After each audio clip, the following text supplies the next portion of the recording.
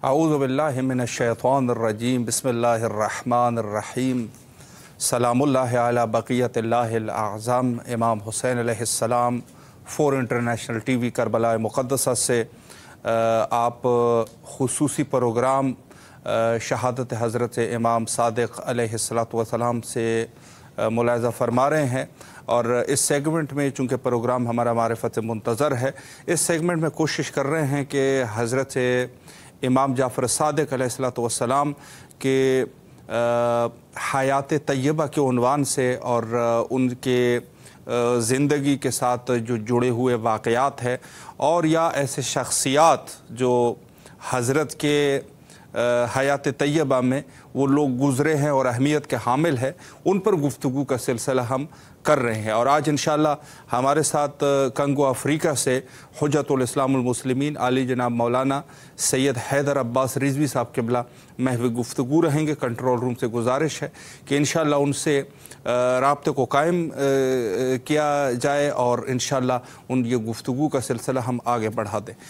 नहायत ही मुहिम और ज़रूरी टॉपिक है और हर शख्स को, चूँकि हम जो है वो मज़हब जाफ़रिया से हमारा ताल्लुक़ है, हमारे हिंद व पाक में इस मज़हब को मज़हब जाफ़रिया के नाम से फ़िक़्ह जाफ़रिया वाले ये भी कहते हैं। और हर जगह पर अगर आप देखते हैं तो जब माह रमज़ान में अज़ान होती है तो उसमें भी टीवी पर ये ज़रूर लिख देते हैं कि ये वक्त जो है वो मसलन फ़िक़्ह हनफिया या फ़िक़्ह मालिकिया जिस मुल्क में जो भी हो, बहरहाल ये अहले तसन्नुन के वक्त के अज़ान जो है वो ये है इफ्तारी का और सहरी का, और फ़िक़्ह जाफ़रिया वालों का ये है। तो इससे अंदाज़ा ये है कि ज़ाहिर सी बात है कि हम जो है वो फ़िक़्ह हज़रत इमाम जाफ़र सादिक़ अलैहिस्सलातु वस्सलाम से पर अमल करते हैं। और हमारे जो रईस है और सरबराह मज़हब जाफ़रिया इमामिया है हज़रत इमाम जाफ़र सादिक़ अलैहिस्सलाम है। तो इस उन्वान से कि अगर हम जो है वो आप अलैहिस्सलाम की ज़िंदगी के मुतालिक कुछ भी न जानते हो और आपके तालीमात से हमारी जो है वो नाआगाही हो खुदा न खास्ता, तो ऐसी ज़िंदगी का क्या फ़ायदा। और हमारा अक़ीदा इमामत के बारे में बड़ा ठोस अक़ीदा है। दूसरे लोग जो इमामत के बारे में अक़ीदा रखते हैं, उनके जो आइम्मा अरबा है मसाइल तसन्नुन के, तो उनकी यह है कि वो एक मुज्तहिद के हद तक जो है उनको मानते हैं। वो कहते हैं कि जैसे हम लोग हमारे मुज्तहिदीन जो इस दौर में हैं, मसलन एक हदीस से या नस से नसूस इलाहिया से एक हुक्म शरई को इस्तिखराज करते हैं, निकाल देते हैं, तो वो जो है अपने इज्तिहादी इस्तिंबात करके इस्तिखराज करके इस्तिंबात करते उससे हुक्म शरई निकालते हैं जो कि मुकल्लिफ़ के लिए तकलीफ़ होती है। हमारा अक़ीदा यही है। अक़ीदा क्या, ये तो बिल्कुल साफ सी बात है कि मुज्तहिद का काम यही है। उनका यही अक़ीदा उनके इमामत के बारे में, लेकिन हमारा जो अक़ीदा है वो यकीनन इमामत के बारे में कि ये अल्लाह का हुक्म होता है, यानी हुक्म इमाम हुक्म खुदा है। और हज़रत उस्ताद हुज्जतुल इस्लामुल मुस्लिमीन अली जनाब मौलाना सैयद हैदर अब्बास रिज़वी साहब क़िबला से हमारा राब्ता कायम हो चुका है। सलामुन अलैकुम व रहमतुल्लाहि व बरकातुहू। अलैकुम अस्सलाम व रहमतुल्लाहि व बरकातुहू। क़िबला खैरियत से इंशाअल्लाह, तबीयत मिजाज बखैर है?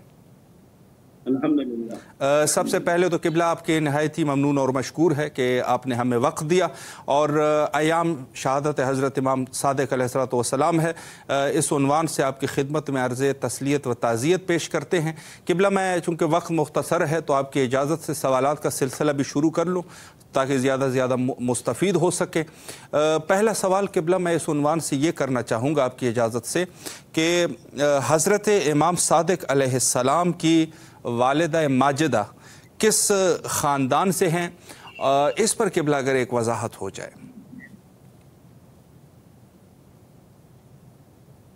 जी, बिस्मिल्लाहिर्रहमानिर्रहीम। हम भी आपका शुक्रिया अदा करते हैं कि आपने हमारे लिए बुज़ुर्गवारी फराहम किया और तमाम सामीईन और मोमिनीन और बिलखुसूस इमाम हुसैन टीवी चैनल के तमाम अराकीन की खिदमत में इमाम जाफ़र सादिक़ अलैहिस्सलातु वस्सलाम की शहादत की मुनासिबत से ताज़ियत और तस्लियत पेश करते हैं। सलामत रहे क़िबला, शुक्रिया। इमाम जाफ़र सादिक़ अलैहिस्सलातु वस्सलाम का जो सिलसिला है अजदाद का, उसमें والد کی طرف سے بہرحال تمام امیر المومنین علیہ السلام تک تمام اجداد جو ہیں وہ اوصیاء اور ائمہ علیہ السلام میں سے ہیں. بالکل. والدہ گرامی امام جعفر صادق علیہ السلام کی جناب ام فروہ بنت قاسم ابن محمد ابن ابی بکر. صحیح. جناب ام فروہ سلام اللہ علیہا یہ امام جعفر صادق علیہ السلام کی ماں ہیں اور یہ بیٹی ہیں جناب قاسم کی، اور جناب قاسم محمد بن ابی بکر یعنی خلیفہ اول کے فرزند. جی. جناب محمد بن ابی بکر کے حوالے سے بہرحال ہمارے ہاں تاریخیں جانتے ہیں، بہتر سب جانتے ہیں کہ جناب محمد بن ابی بکر کی والدہ گرامی جناب اسماء بنت امیس تھیں. جی. جناب اسماء بنت امیس خلیفہ اول کی زندگی میں آنے سے پہلے جناب جعفر ابن ابی طالب کی بیٹی تھیں، یعنی جناب جعفر طیار کی زوجہ تھی. جی. جناب جعفر طیار کی شہادت جنگ موطا میں سن 8 ہجری میں ہو جاتی ہے. جی. اور اس کے بعد جناب جعفر طیار کی زوجہ جناب اسماء بنت امیس کی شادی ہوتی ہے خلیفہ اول ابی بکر سے. جی. ان سے یہ 2 فرزند تھے، جناب محمد بن ابی بکر اور جناب ام کلثوم ایک بیٹی تھی. جی. جناب محمد بن ابی بکر جس وقت ابو بکر اس دنیا سے رخصت ہو جاتے ہیں، جناب اسماء بنت امیس نے امیر المومنین سے شادی کی. اور جناب محمد بن ابی بکر اور جناب ام کلثوم جو اسماء بنت امیس کے ساتھ تھی وہ ان کے ہمراہ امیر المومنین کے گھر میں آ جاتی ہیں. جی. اور دونوں کی تربیت امیر المومنین علیہ السلام کے گھر میں ہوتی ہے. سبحان اللہ. لہذا جناب محمد بن ابی بکر گویا ابتدا سے امیر المومنین کے گھر میں تربیت پاتے ہیں، اور امیر المومنین کے وفادار ترین اصحاب اور وفادار ترین ساتھیوں میں سے ہیں، جن کے امیر المومنین علیہ السلام نے ارشاد فرمایا کہ محمد باوجود اس کے کہ خلیفہ اول کے صلب سے ہیں لیکن ہمارے فرزند ہیں، اپنے بیٹے کی جگہ گویا قرار دیا. جی. اور اس کے بعد جناب قاسم ہیں کہ یعنی جناب محمد کے بیٹے قاسم ہیں اور جناب قاسم کی بیٹی جناب ام فروہ ہیں. صحیح. خود جناب ام فروہ نہایت ہی فاضل اور عالم اور متقی اور پرہیزگار خاتون تھی. صحیح. بہرحال ایک امام کی والدہ ہونے کا شرف پروردگار عالم کسی غیروں کو نہیں دیتا ہے. لہذا اس جہت سے ایک داستان تاریخ نے لکھی ہے کہ ایک مرتبہ جناب ام فروہ حج کے لیے تشریف لے گئیں، مکے تشریف لے گئیں، اور مکے میں طواف کے دوران جناب ام فروہ نے بائیں ہاتھ سے حجر اسود کا بوسہ دیا.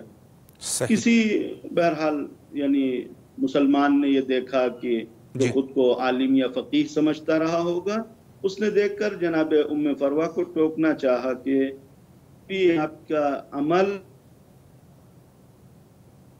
جی جی غالباً کچھ مسئلہ انٹرنیٹ کا ہے. انشاءاللہ دوبارہ کوشش کرتے ہیں کہ قبلہ سے رابطہ قائم ہو سکے. اور بہت ہی خوبصورت اور نہایت ہی معلوماتی تاریخ کو بیان فرما رہے تھے اور مستفید ہو رہے تھے. انشاءاللہ امیدوار ہیں کہ جلدی قبلہ سے دوبارہ رابطہ ہو سکے. اور اس گفتگو کا بھی تو قبلہ کے سے میں نے اور بھی بہت سے سوالات پوچھنے ہیں جو مہم سوالات ہیں آپ کے اولاد کے مطابق اور دوسرے واقعات. تو انشاءاللہ چونکہ نیٹ کا مسئلہ ہے، بہرحال ہم یہاں پہ عراق میں ہے اور خود قبلہ جو ہے وہ کانگو افریقہ میں ہے اس وقت. اور یہ سلسلہ جو ہے وہ ظاہر ہے کہ انٹرنیٹ جو ہے دنیا آج بھی شاید اس پوزیشن میں نہیں ہے کہ رابطے میں بالکل خلل نہ ہو. خلل جو ہے وہ ایجاد ہو جاتی ہے. انشاءاللہ دوبارہ اللہ کرے کہ رابطہ جو ہے ہمارا قائم ہو سکے. تو یہ بہت خوبصورت جملہ، یعنی انسان جو ہے کس وقت جو ہے انسان کی بخت جو ہے وہ تبدیل ہو جائے اس کا کوئی اندازہ نہیں. اور اس میں سے میں اس کو یہ کہوں گا کہ خود مثلاً زوجہ خلیفہ اول جن کی شادی حضرت سے ہوتی ہے، رابطہ ہمارا قائم ہو چکا ہے. جی قبلہ آواز سماعت فرما رہے ہیں؟ جی جی جی بسم اللہ فرمائے قبلہ، بسم اللہ. جی تو میں عرض کر رہا تھا کہ جناب ام فروہ امام صادق علیہ السلام کی والدہ گرامی مکہ جاتی ہیں اور انہوں نے طواف کے دوران بائیں ہاتھ سے حجر اسود کا بوسہ لیا اور کسی مسلمان نے جو خود کو عالم اور فقیہ سمجھتا تھا ان کو ٹوکا کہ بی بی یہ آپ کا عمل سنت پیغمبر کے خلاف ہے. جناب ام فروہ نے بردستہ اس فقیہ کو ٹوکتے ہوئے جواب دیا کہ اِنَّا لَأَغْنِيَا مِنْ عِلْمِكَ، ہم خاندان اہل بیت سے تعلق رکھنے والے لوگ ہیں، لہٰذا تم جیسے لوگوں کے علم سے ہم بے نیاز ہیں، ہمیں تمہارے علم کی ضرورت نہیں ہے. یعنی منبع اور مرکز وحی میں رہنے والی خاتون کسی دوسرے سے سیکھے یا کسی دوسرے سے پوچھے کہ سنت پیغمبر کیا ہے. بہرحال اہل البیت ادریٰ بما فی البیت، اہل بیت علیہ السلام بہتر علم پیغمبر اور سنت پیغمبر اور فقہ پیغمبر اور احکام پیغمبر کا علم رکھنے والے ہیں. بے شک یہ جناب ام فروہ کی منزلت. جناب قاسم کے حوالے سے، یعنی ان کے والد بزرگوار اور امام جعفر صادق علیہ السلام کے نانا کے حوالے سے یہ ہے کہ انہوں نے 3 اماموں کا دور در کیا ہے. امام حسین علیہ السلام، امام زین العابدین علیہ السلام اور امام محمد باقر علیہ السلام. اور امام زین العابدین علیہ السلام کے خاص شاگردوں میں رہے ہیں اور آپ کا شمار مدینے کے فقہا میں ہوتا تھا. کافی بزرگ اور باعظمت شخصیت تھے. امام زین العابدین علیہ السلام کے گویا طراز اول کے شاگردوں میں یا ان کے اصحاب میں سے تھے کہ جن کو جناب ابو خالد کابلی جیسی شخصیتوں کے ساتھ ذکر کیا جاتا ہے. جناب قاسم خود یعنی فقہا میں سے تھے، لیکن عظمت اگر انسان پہچاننا چاہتا ہے تو بہرحال ایک عظمت پہچاننے کے راستے یہ ہیں کہ باوجود اس کے کہ مدینے میں ظاہر ہے کہ خود مدینہ مرکز علم تھا اور بالخصوص امام محمد باقر علیہ السلام اور امام جعفر صادق علیہ السلام کے زمانے میں بہرحال کافی لوگ یعنی فقیہ اور بزرگ اور محدث اور عالم اور مفسر پیدا ہو چکے تھے. کتنے فرقے بن چکے تھے، کتنے جو ہے لوگ گویا امامت کے دعویٰ کر چکے تھے. ایسے میں جناب قاسم کی عظمت یہ ہے کہ ایک داستان مرحوم مجلسی علیہ الرحمہ نے نقل کی جناب قاسم کے حوالے سے کہ جناب قاسم مسجد پیغمبر میں بیٹھے ہوئے تھے اور ایک شخص نے آ کر سوال کیا. صحیح. اس شخص نے جب سوال کیا تو جناب قاسم نے بیان کیا کہ اس کا جواب ہمیں نہیں معلوم ہے. اس شخص نے گویا بہت سارے بہرحال لوگ ایسے ہوتے ہیں کہ اپنا جواب حاصل کرنے کے لیے بہرحال چاپلوسی کرتے ہیں. ممکن ہے کہ اس شخص نے وہ چاپلوسی کے حوالے سے یہ جملہ کہا ہو کہ ہم تو آپ ہی کو باعظمت سمجھتے تھے اور آپ سے بہتر کسی کو نہیں جانتے ہیں، لہٰذا آپ اس کا جواب دے دیں. جناب قاسم نے پھر پلٹ کے جواب دیا کہ نہیں، ہمیں اس کا جواب نہیں معلوم. وہاں پر ایک کوئی دوسری شخصیت بھی موجود تھی. انہوں نے پلٹ کے کہا کہ اس مجلس میں یا اس بس میں ہم آپ سے محترم اور آپ سے بزرگوار کسی کو نہیں جانتے ہیں. صحیح.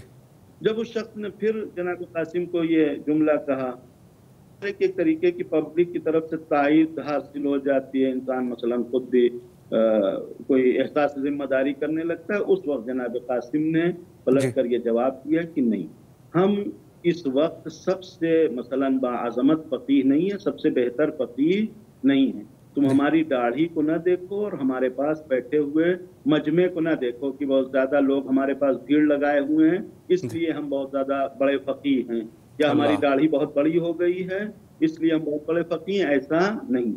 یہ گویا ایک طریقے کا اشارہ ہے عظمت امامت کے حوالے سے کہ اسی مدینے میں ائمہ موجود ہیں، اہل بیت علیہ السلام کے خاندان کے گویا اوصیاء پیغمبر خود موجود ہیں. لہذا ایسے میں ہمیں سب سے بڑا فقیہ سمجھنا ہے، سب سے بڑا عالم سمجھنا یہ مناسب نہیں ہے. یہ اس عظمت کے باوجود کہ آپ کو فقہائے مدینہ میں شمار کیا جاتا تھا. آپ دیکھیں کہ نامعلوم کتنے افراد ایسے ہیں کہ امام صادق علیہ السلام کے درس میں بیٹھ کے داڑھی بڑی ہو گئی اور امام سے بڑے امام ہو گئے وہ. لیکن ایسے میں اپنی عظمت کو گویا درکنار کر کے امام کی عظمت کا اعلان کرنا یہ جناب محمد بن قاسم کی عظمت ہے. اور یہ یقیناً بہت بڑا علم ہے. بے شک. ائمہ اطہار علیہ السلام سے روایات بھی ہیں کہ من ترک قول لا ادری اصیبت محالکہ. سب سے بڑا علم تو یہی ہے کہ انسان یہ کہتے کہ ہمارے پاس جانکاری نہیں، ہم نہیں جانتے. نہ معلوم کتنے فقہا کے حوالے سے، مرحوم شیخ اعظم انصاری رضوان اللہ تعالی علیہ کے حوالے سے، مرحوم آیت اللہ بروجردی کے حوالے سے جی یہ داستانیں معروف ہیں کہ جب بالکل کسی بات کو نہیں جانتے تھے برملا بلند آواز سے کہتے تھے کہ ہم کو نہیں معلوم. صحیح اور بالکل یہ ایک عظمت ہے، ایک فضیلت ہے. بے مرحوم شک مدرس افغانی محمد علی مدرس افغانی علیہ جی الرحمہ رحم یہ اللہ داستان نقل کرتے تھے. مزاحن کہتے تھے کہ دیکھو جب کوئی بات ایسی آتی تھی وہ کہتے تھے کہ ہم کو نہیں معلوم ہے، اور دیکھو ہم کتنے بڑے فاضل ہیں کہ جی اپنی جہالت کا اعتراف کرتے ہیں. بالکل بالکل لہذا بہرحال یہ ایک بہت بڑی عظمت ہے جناب قاسم کے حوالے سے بے کہ شک انہوں نے امامت کی عظمت کے مقابلے میں اپنے کو کم تر سمجھا. جی یہ جناب قاسم تھے جو امام جعفر صادق علیہ السلام کے نانا تھے. جی لہذا بہرحال ایک بزرگ خاندان. اور والدہ کے حوالے سے جناب جی یعنی قاسم کی زوجہ کے حوالے سے ایک اختلاف ہے تاریخ میں. بعض لوگوں نے لکھا ہے کہ جناب قاسم کی جو زوجہ تھی وہ بھی انہی کے کزن اور عبد الرحمن ابن ابی بکر کی بیٹی تھی، لیکن بعض لوگوں نے یہ لکھا ہے کہ جی نہیں یزدگرد کی بیٹی تھی اور امام زین العابدین علیہ السلام کی خالہ ہوتی تھی. یعنی ایک بہن کی شادی گویا امام حسین علیہ السلام سے ہوئی تھی جو جناب شہربانو کے نام سے مشہور ہیں، اور گویا دوسرے بہن کی شادی یعنی یہ جناب قاسم سے ہوئی تھی جو امام صادق علیہ السلام کی نانی ہوتی. جی صحیح یہ بہرحال امام کے والدہ کی فیملی بیک گراؤنڈ ہے. جی قبلہ بہت خوبصورتی سے آپ نے وضاحت فرمائی. آخر میں ہمارے پاس 6 منٹ کا ٹائم تقریباً ہے. اس میں ایک سوال قبلہ میں مزید آپ کی خدمت میں کرنا چاہتا ہوں جو بڑا مہم سوالات ہے حضرت امام جعفر صادق علیہ السلام کے اولاد کے متعلق، اور اس میں سے بہرحال ملتا ہے تاریخ میں کہ حضرت کے اولاد میں سے حتیٰ ایسے لوگ بھی پیدا ہوئے جنہوں نے ادعائے امامت کی. اس پر قبلہ اگر ایک وضاحت ہو جائے. جی امام صادق علیہ السلام کے 7 فرزند تاریخ میں لکھے ہیں. 7 فرزند اور 3 بیٹیاں، یعنی 7 بیٹے اور 3 بیٹیاں تاریخ میں لکھے گئے ہیں. صحیح. جس میں سے سب سے بڑے بیٹے جناب اسماعیل ہیں. جی جناب اسماعیل کی ولادت کا سن جو ہے سن 103 ہجری لکھا گیا ہے. سب سے بڑے بیٹے امام جعفر صادق علیہ السلام کے. جی اور اس کے بعد عبداللہ افتح ہیں، عبداللہ ابن جعفر. اس کے بعد پھر جناب اسحاق ابن جعفر، محمد بن جعفر، علی ابن جعفر. یہ وہ شخصیتیں ہیں جن کا تاریخ میں نام پایا جاتا ہے. صحیح. جناب اسماعیل کے حوالے سے یہ پہلے نقل کر دیں کہ جناب اسماعیل کو بہت سارے لوگ امام مانتے ہیں، جی لیکن جناب اسماعیل کی طرف سے ادعائے امامت کی ثابت نہیں ہے. صحیح. اس لیے کہ جناب اسماعیل کی شہادت کا سن بعض لوگوں نے 145، بعض لوگوں نے 147، یعنی امام جعفر صادق علیہ السلام کی شہادت 148 ہجری ہے، اور جناب اسماعیل کی شہادت کے حوالے سے بعض لوگوں نے 138 ہجری بھی لکھا ہے. لیکن بہرحال یعنی جناب اسماعیل کی جو شہادت ہے وہ امام جعفر صادق علیہ السلام کی حیات طیبہ ہی میں ہو جاتی ہے. اب جو امامت کا مسئلہ ہے، امامت کے حوالے سے جو چیز باعث ہوئی کہ ان کے دعویٰ امامت وہ کیا جائے، پیش کیا جائے، وہ وجہ یہ تھی کہ بہرحال بہت سارے لوگ آج بھی کم سے کم یعنی غیر مذہب میں شیعوں کے علاوہ غیر شیعہ حضرات بہت سارے لوگ یہی خیال کرتے ہیں کہ امامت کوئی وراثت ہے، کوئی میراث ہے کہ جو باپ سے بیٹے کی طرف منتقل ہوتی ہے. لیکن ہمارے یہاں یعنی شیعہ عقیدہ جو ہے وہ مذہب شیعہ کا یہ ہے کہ امامت منصوص ہے، نص ہونی چاہیے. اب چونکہ یعنی مثلا یہ سلسلہ ایسا ہے کہ امیر المومنین کے اولاد میں یکی بعد دیگرے لوگ امام ہوتے رہے ہیں، لہذا دوسرے یہ خیال کر لیں، ہم ان کے خیال کے ذمہ دار نہیں ہیں. لیکن اگر امام صادق علیہ السلام کے بعد امام موسیٰ کاظم یا امام محمد باقر علیہ السلام کے بعد امام صادق امام ہوتے ہیں تو اس لیے نہیں ہو رہے ہیں کہ امام محمد باقر کے بیٹے ہیں امام صادق اس لیے امام ہو رہے ہیں. امام مثلا صادق کے بیٹے امام موسیٰ کاظم علیہ السلام ہیں اس لیے امام ہو رہے ہیں، بلکہ اس لیے ہیں کہ ان کی امامت کے اوپر نص پائی جاتی ہے. جب نص کا مسئلہ ہو گیا تو پھر کوئی بھی شرط ہمارے یہاں نہیں رہ جاتی. لیکن جن لوگوں کا خیال یہ تھا کہ امامت بھی ایک وراثت کی طریقے سے ہے تو وہ بڑے بیٹے اور چھوٹے بیٹے اس حوالے سے بھی وہ رکھتے تھے کہ نہیں بڑا بیٹا امام ہوگا. کہ اگر یہ معیار بھی صحیح مان لیا جائے کہ امامت بڑے بیٹے کو ملے گی، تو ظاہر ہے کہ وہ جب امام صادق علیہ السلام کی زندگی میں اس دنیا سے رحلت کر جاتے ہیں تو پھر یہ امامت کا سلسلہ بھی ختم ہو جائے گا۔ ہمارے ہاں میراث کا بھی قانون یہی ہے کہ اگر باپ کی زندگی میں بیٹا دنیا سے چلا جاتا ہے تو اس بیٹے کی کوئی میراث نہیں رہتی ہے، لہذا طبیعتاً مثلا اس کے بعد کے بھی اولاد جو ہوگی اس کو بھی کوئی میراث اس سے سلسلے سے ملنے والی نہیں ہے۔ لہذا بعض اسماعیلی جو جناب اسماعیل کی امامت کے دعوے دار تھے، ان کا یہ کہنا ہے کہ نہیں، نعوذ باللہ، امام جعفر صادق علیہ السلام سے امامت سلب کر لی گئی اور وہ زندگی میں جناب اسماعیل کو دے دی گئی، اور پھر جناب اسماعیل کے متعلق مثلا یہ عقیدہ کہ وہ مرے بھی نہیں ہیں بلکہ رخصت ہو گیا، اور حتیٰ مثلا امام صادق علیہ السلام لوگوں نے یہ شائع پھیلایا کہ انہیں بصرہ میں دیکھا بھی گیا ہے، یا مثلا بعض بلاد روم کی طرف چلے گئے اور روم میں موجود تھے۔ یہ سارے بہرحال جھوٹی چیزیں ہیں کہ جو ان کی طرف سے نقل کی گئیں، لیکن جناب اسماعیل کو حتیٰ مرحوم اللہ العظمہ کوئی علیہ الرحمہ نے اپنے رجال میں تائید کیا ہے کہ نہیں، وہ ان کی شخصیت میں کوئی کھوٹ نہیں تھا، ان کی نیت میں بھی کوئی کھوٹ نہیں تھا، اور وہ امام صادق علیہ السلام کے سچے ماننے والے تھے۔